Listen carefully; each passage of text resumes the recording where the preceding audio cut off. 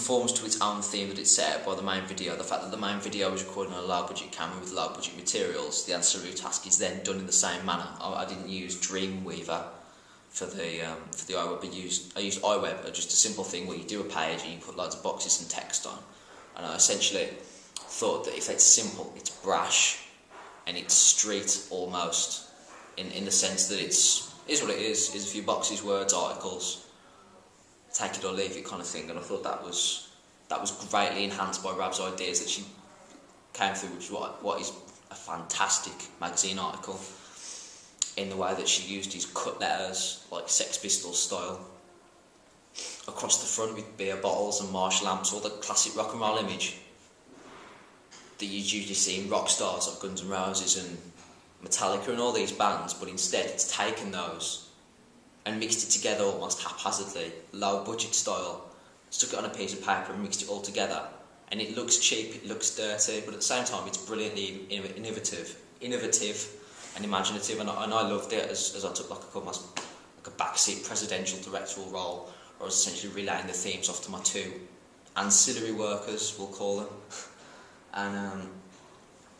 and we worked through that, and I thought that was an effective combination, because in the same way that the ancillary tasks reflect on the main theme of the main product, which I think is the point of my entire coursework. Really, I like the fact that it's a trio of the same theme. I like the fact that it challenges the same conformities through media products and the internet and stuff like that through its construction. I mean, like iWeb, you wouldn't see it as top advertisement on Google. You shouldn't see my videos to top it on YouTube, in the same way that you probably wouldn't see our delightful magazine article in Mojo or Q, which is a dying shame. It's one of the best things I've ever seen, if I'm honest. We did a lot of audience feedback. I mean, we asked most people from our own group, obviously, because that was the group that it applies to. We asked people of our younger age, because it involved kids of those. We like to see the perspective of people that would be involved in that scene that we could have picked, see what they actually think of the video.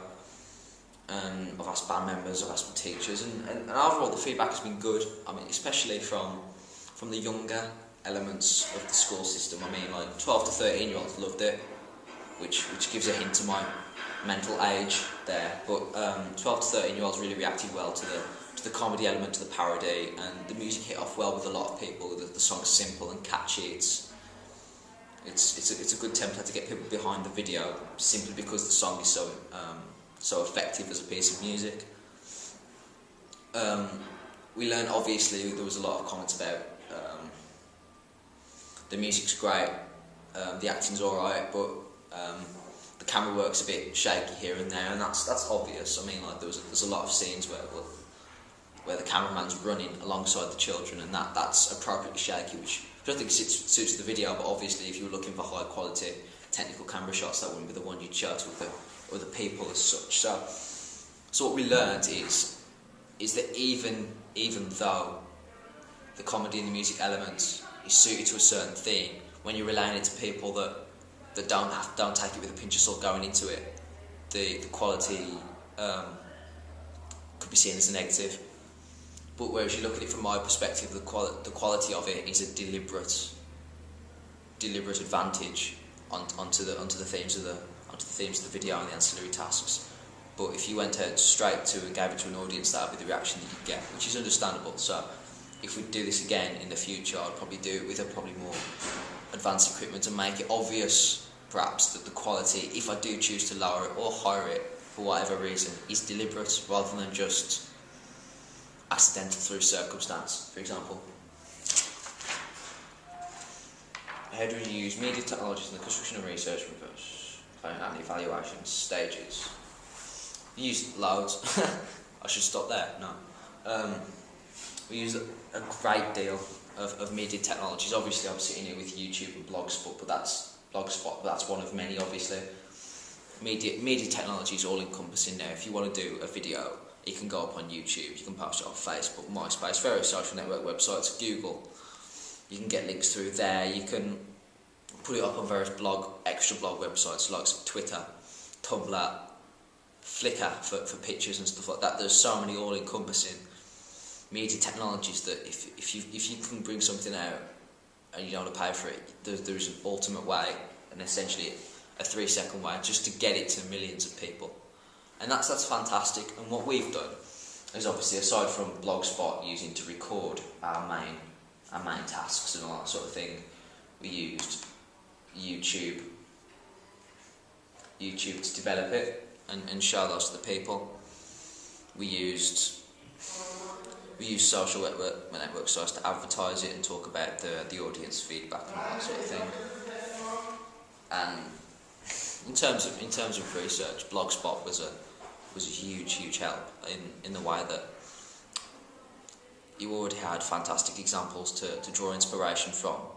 These are the guys that have gone out 2 years before you and gone out and got great grades, and it's a fantastic way just to look and go, well, I'm a bit stuck on this part, I wonder how someone else would do it, and you can within seconds see how the examiner and how the exam board and how you're almost, this is what you should aspire to, and that's fantastic because that helps us a lot in our construction.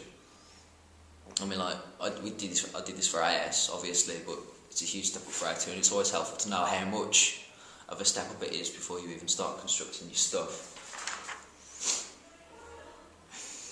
I'm in the evaluation stage. For the evaluation, I'm using media technology right now. And like last year I did an essay, and I just simply wrote it out, listed it, and used examples. And it wasn't media friendly in the sense that if you're looking for it to be interactive, you wouldn't use mine.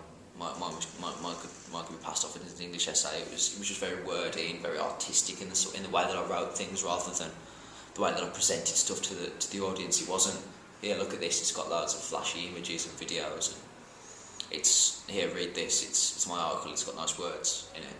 And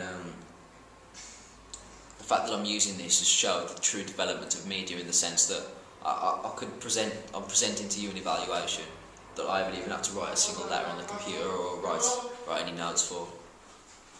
I'm essentially got my computer, evaluation questions, and I'm just talking you through it, which is fantastic. Through the medium of media, it's changed the way that, not only the way students do exams and exam boards and coursework, but the way the examiners react to it.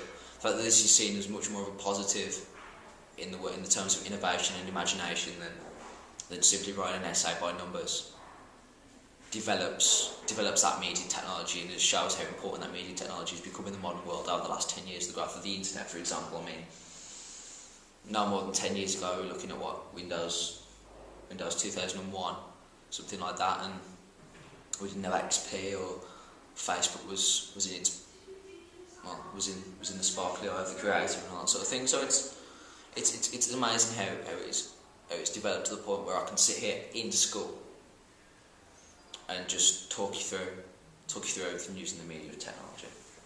And I thought that was a nice way of summing up the fact that here I am with my small camera, just me, just a computer, evokes the simple elements and simple themes behind my coursework and behind my ancillary tasks, which I hope you'll understand and enjoy to some level.